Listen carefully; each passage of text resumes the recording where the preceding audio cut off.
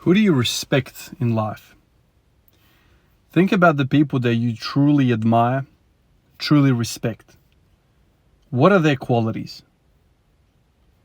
This is sometimes, how should I say it, a thinking exercise that I like to use. Who do I like? Who are my role models? Even if I've never met these people, who do I aspire to be? Who do I respect? What are those qualities? Oftentimes it's sports people. For whatever reason, I grew up in sports. Sports people are kind of like what I got introduced to. And then there's a lot of historical figures who come to mind as well. You have to ask yourself these questions. Think about the qualities that make up these people. And then think to yourself, can I become some of these qualities? What do I need to do in my life to make sure that I have these qualities?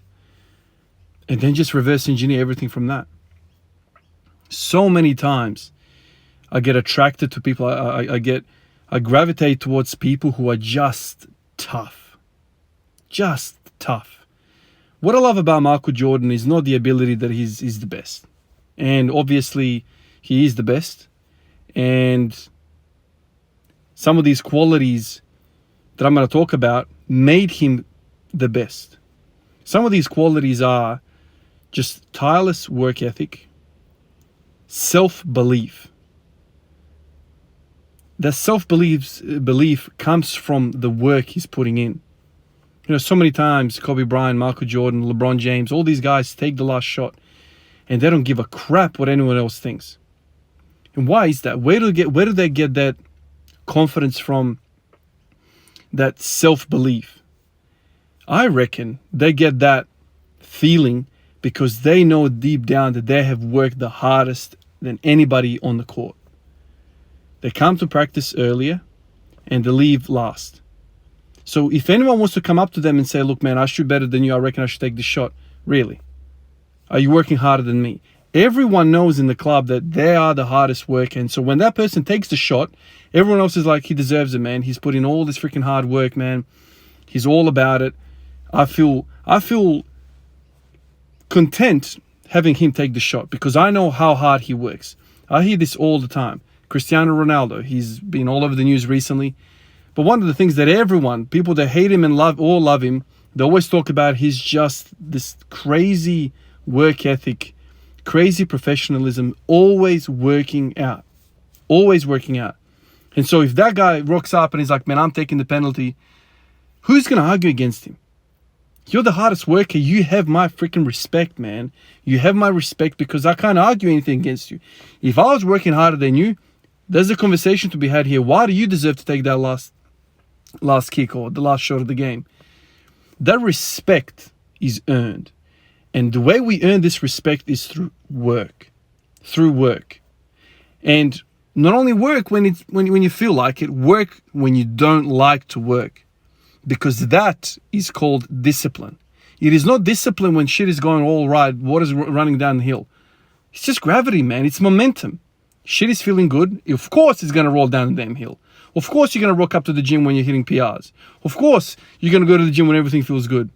What about that rainy, cold day when everything's freaking hurting? You don't feel like going, oh, bro, but there's nothing to gain from those sessions. You got to relax. You got to go, eat some food, sleep.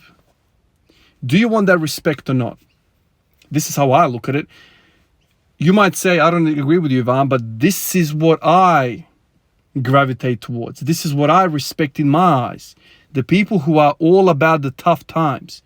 This is what I respect. You might be completely different. You might completely select different individuals with different qualities. That is fine. We all aspire to be something. I'm telling you what I aspire to be. A tough motherfucker that rocks up even on the shittiest of days. That excites me. Some of these names that I automatically think about. Gattuso. I don't know if you know a player played in Italy. Italian player. His name is Gattuso. I can't remember his first name. Oh, man. I forget his first name. He was this pit bull. I don't know what they call him, the rhino or the pit bull or something like that. He was this like madman that played in the middle of the pitch, and he was known to be like an engine, right? He would just run all game. And not only that, but if he stuffed up, if he made a wrong pass, he got intercepted, he would be like a man possessed chasing after that man, after that pass. He would literally go in like Super Saiyan for like a couple of minutes just out of anger, out of self-disgust that he made that mistake, and he would just run after it until he freaking vomits. I love that shit, man. I love players like that. I love players like Dennis Rodman. He's not the most gifted guy in the world. He's just mentally insane, some would say. He works so hard. He'll go out, party at the strip club all night, rock up and grab 30 boards, 30 rebounds. And the guys who are nice and rested and doing all the necessary things, they can't do what he does.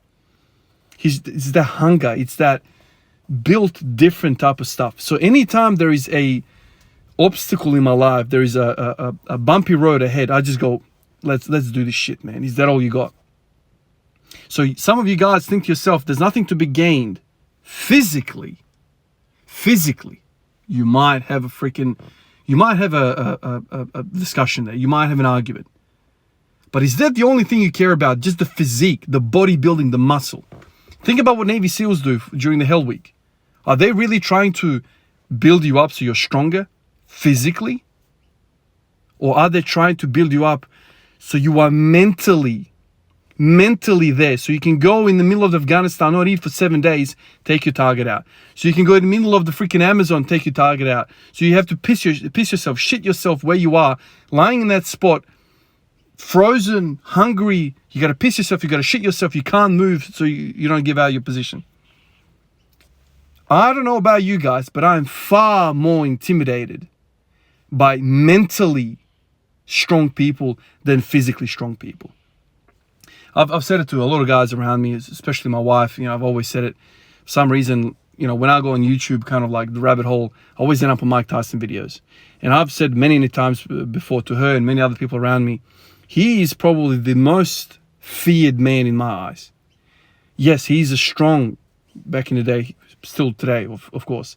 He's very, very strong. His ability to box is incredible. But there's just something about him that just scares the shit out of me mentally. He is a lion. And I reckon if I was in the room, you know, with him, I'll be measuring the shit out of my words. Because I always feel like if something goes wrong and this guy loses his shit, we're all dead.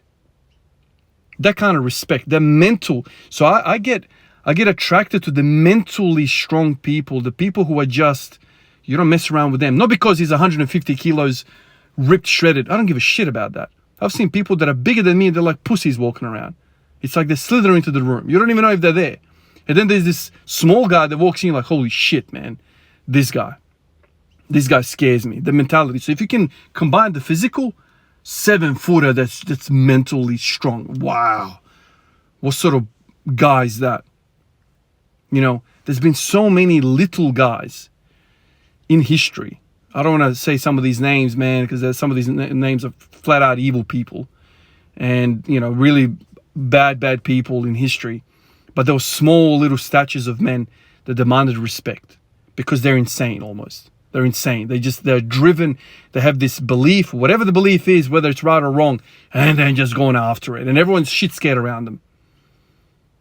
You don't need to be evil, but everyone in the room knows where you stand. I love that. There's a boundary and you better not cross that, because if you cross that, it's fucking on. Appreciate all of you guys. I'll catch you in the next one. Peace out.